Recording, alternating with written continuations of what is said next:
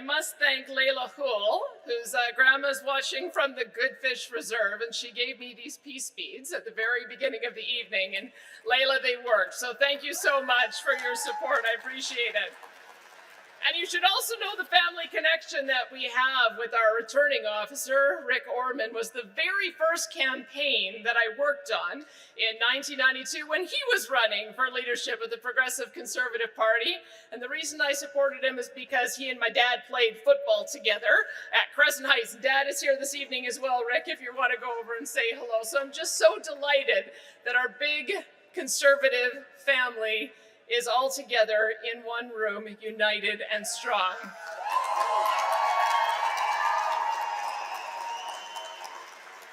My fellow Albertans, over the last 117 years, we have written a remarkable story together. It's a story of pioneers and farmers, entrepreneurs and innovators, communities and families. A place where the best and brightest come from every corner of this world to join with us in building one of the greatest places on earth to live, to work, and to raise our families. Tonight marks the beginning of a new chapter in the Alberta story. It is time for Alberta to take its place as a senior partner in building a strong and unified Canada.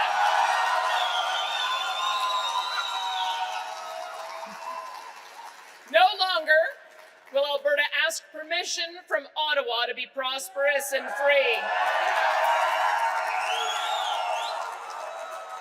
We will not have our voices silenced and censored. We will not be told what we must put in our bodies in order to work or to travel.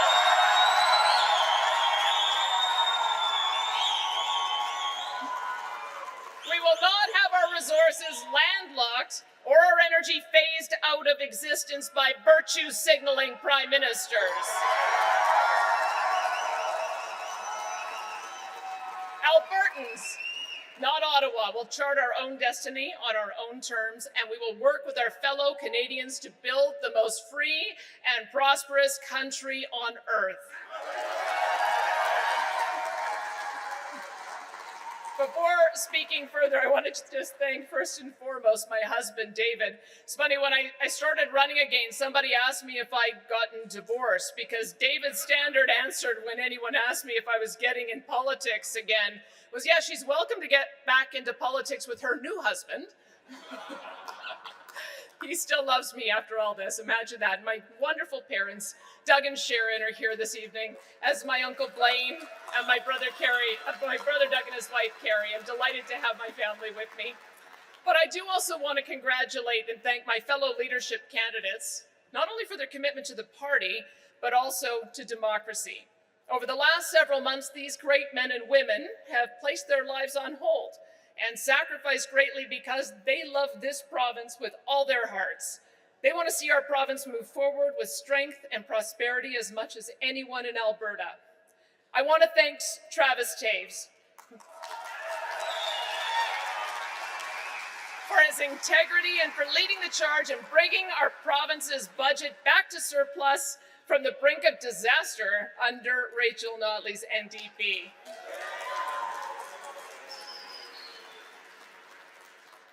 Alberta and our caucus are going to lean heavily on your strength and experience in the months and years ahead. I also want to thank Brian Jean for his passion and commitment to the grassroots and to making life more affordable for millions of Albertans suffering from the inflation crisis brought on by the NDP Liberal coalition in Ottawa. Thank you. And on a personal note, I want to thank Brian for showing leadership after I made a mistake in judgment in 2014. Learning from your example has prepared me for today, and this party will always owe you a debt of gratitude as one of the founders of this united Conservative Party. Thank you, Brian. I also want to recognize Rebecca Schultz for her compassion, class, and innovative ideas. Rebecca, you are one of the brightest lights in our province, and I can't wait to work with you to ensure so many of those great ideas become a reality. To Todd Lowen.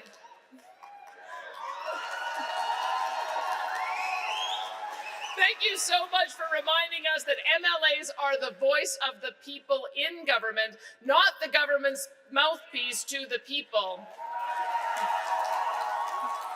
And I look forward to working with you to ensure caucus lives by that principle moving forward. And on that note, I understand that over this last week, Todd, your fellow UCP MLAs indicated overwhelmingly in favor of you to rejoin the UCP caucus. And I invite you to attend our caucus meeting tomorrow morning so we can get back to work. So thanks so much and welcome back, Todd. I also want to thank Rajan Sani for her class and commitment to vulnerable and senior Albertans, and I look forward to advancing those causes together, Rajan. And to Leela here, thank you for your passion and commitment to serving Albertans, even if that means fighting a cowboy who's fallen off a bull. Or fighting a bull is to save a fallen cowboy. Thanks, Leela. I want to thank each and every one of you who ran. You are all great Albertans, and I look forward to serving alongside you. I would be remiss as well if I did not thank my friend, Premier Jason Kenney.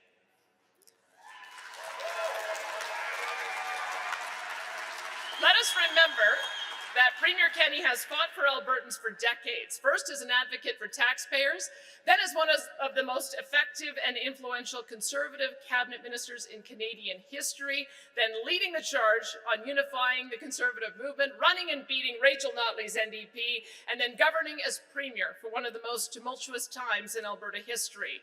Although we may have had our differences these last couple of years on a couple of matters of policy, I want him to know that I admire and respect him. Thank you, Jason, for being such a loyal Canadian and a giant in the Conservative movement. Thank you, Premier.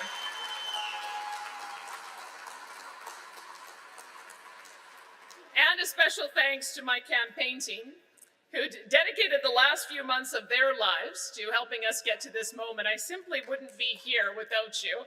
And I should name just a few: the leadership of Matt Altheim, my campaign manager from Edmonton.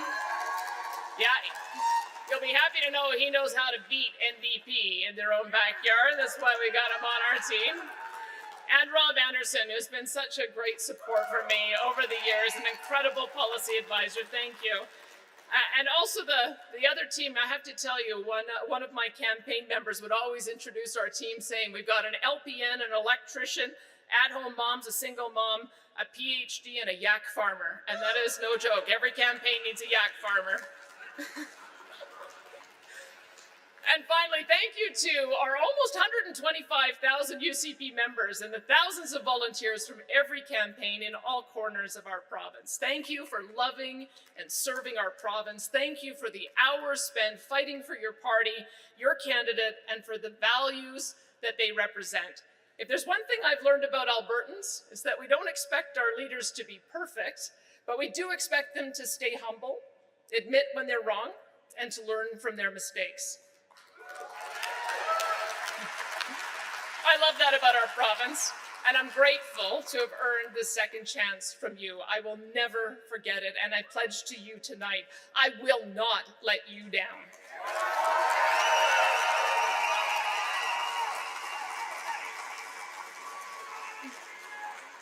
My friends, tonight I invite all United Conservative Party supporters, our party, our caucus, fellow leadership candidates, all of us, regardless of who we supported during this leadership race, to come together and unite for the good of our great province. Albertans want us to be unified. They want us to succeed. Albertans don't want to elect a socialist NDP government any more than they want to see the Toronto Maple Leafs win the Stanley Cup.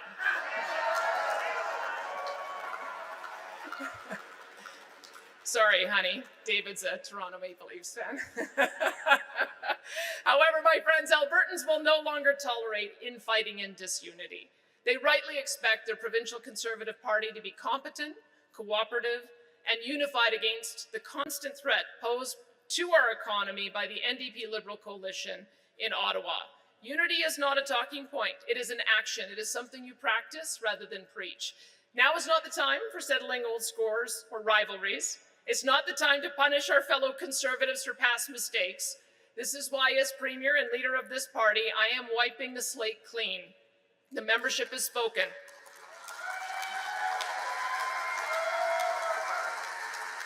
They have given us direction on how they want us to stand up to Ottawa and protect our freedoms, and we will follow our members' direction on this without delay. However, every single UCP MLA, regardless of who they supported or what they've said or what decisions they've made in the past, good or bad, is not important at this moment. All that matters now is that what we do to serve Albertans from this day forward. And I want to invite each of our MLAs, our members, our volunteers, our supporters, every single one of you to join me to govern with strength and compassion, to protect our fellow Albertans from the NDP Liberal coalition in Ottawa, and to lead this party to a resounding victory against the NDP in 2023.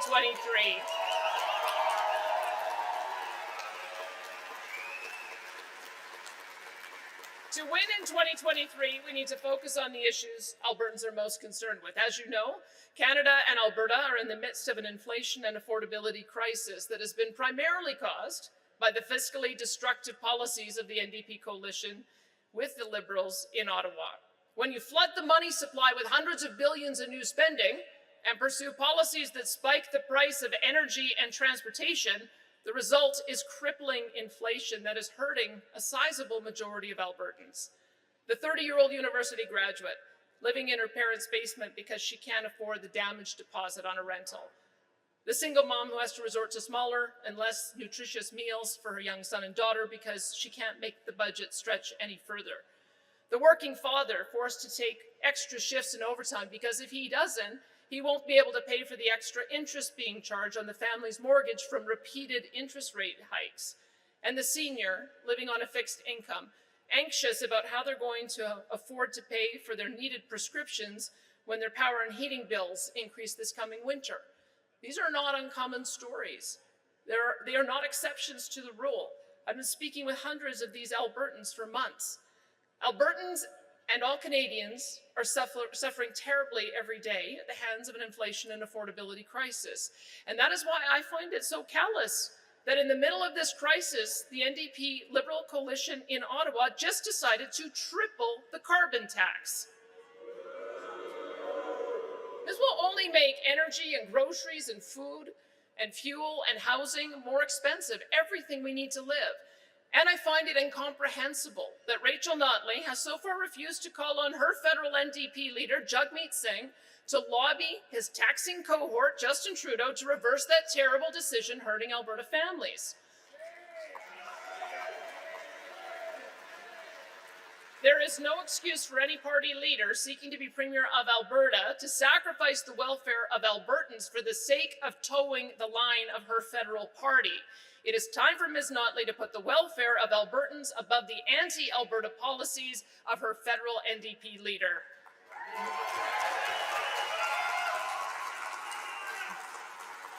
She is not putting Alberta first, and that's the difference between us. I will always, always put Albertans first. No apologies.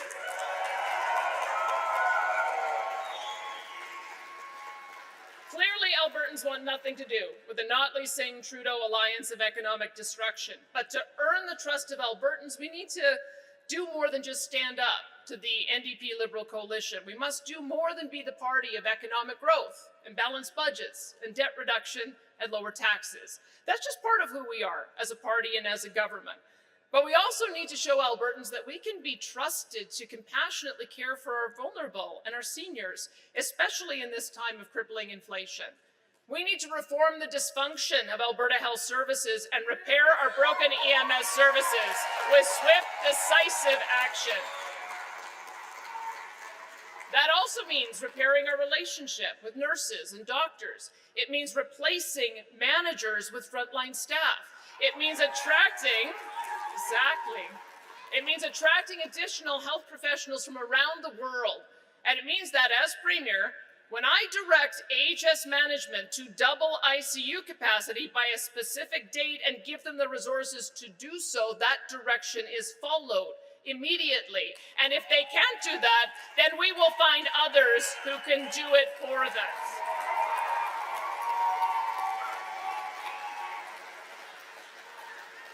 Although we will always balance the budget and control increases in spending, we must also demonstrate the compassion Albertans expect of us by ensuring the vulnerable can afford the necessities of life during this inflationary crisis. We must ensure our teachers, our children have the teachers and education assistants and tutors that they need to succeed, especially after the disruption to education over the last couple of years. We must address the mental health and opioid crisis that is stealing our young people from us. And we must give a hand up, a warm hug, real hope, and real help to those on our streets who don't know where else to turn. We are Albertans. Yes, we are entrepreneurs and business people and fiscally prudent, but we also have heart and compassion that matches the size of our mountains. Our generous compassion is the very soul of Alberta, and Albertans demand a government that reflects that compassion, especially in times like these. As Premier, I will ensure we act swiftly to demonstrate exactly that.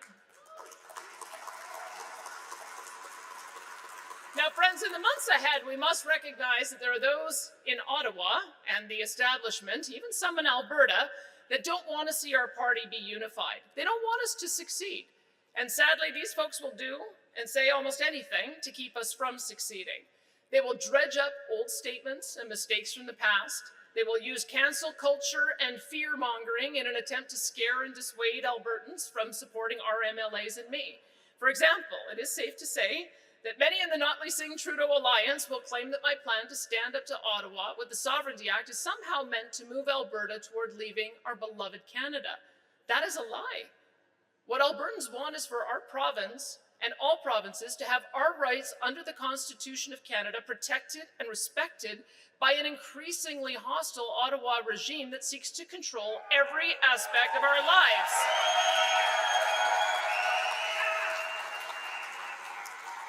From healthcare to education to free speech to delivery of our social programs, they want to control it all because that makes it easier for them to impose their agenda on Albertans and on Canadians. That is not the way to unify a country or secure prosperity.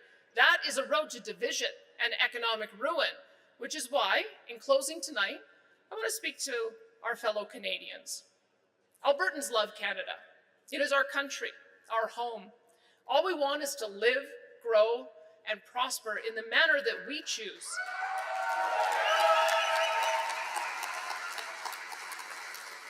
We want to set our own course, develop our resources and economy, and run our social programs and society as we think best.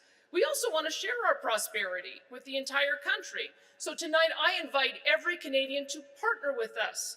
Partner with Alberta. Let's work together to build the strong, prosperous, and unified Canada that we know that we can be.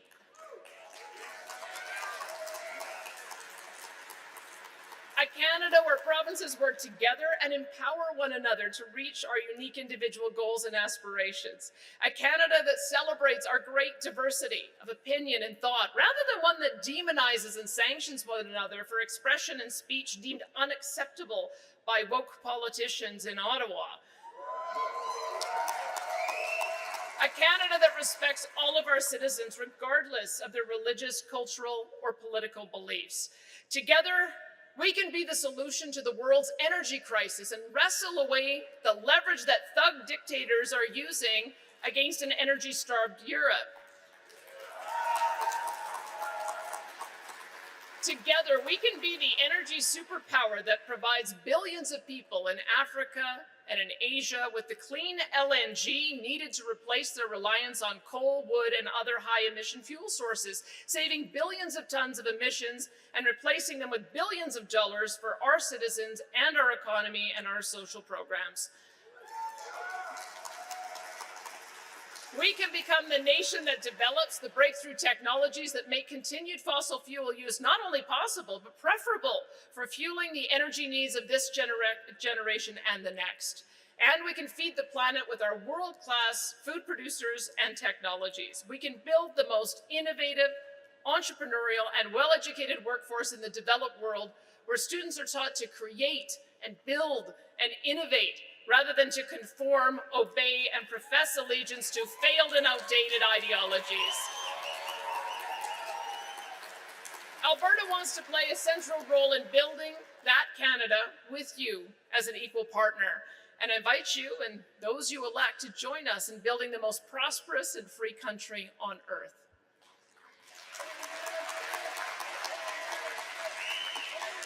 My friends, tomorrow I'm going to be meeting with our MLAs, and we will discuss unity and how to best meet the massive responsibility in front of us. And like you, we will all be returning home to celebrate Thanksgiving, to give thanks for our families and loved ones that for too long were kept apart, to give thanks for our freedoms and the opportunities ahead, and to give thanks for our great province, her wide open spaces, pristine landscapes, and amazing people. And after Thanksgiving, next Tuesday, I will travel to our capital city to be sworn in as the next Premier of Alberta.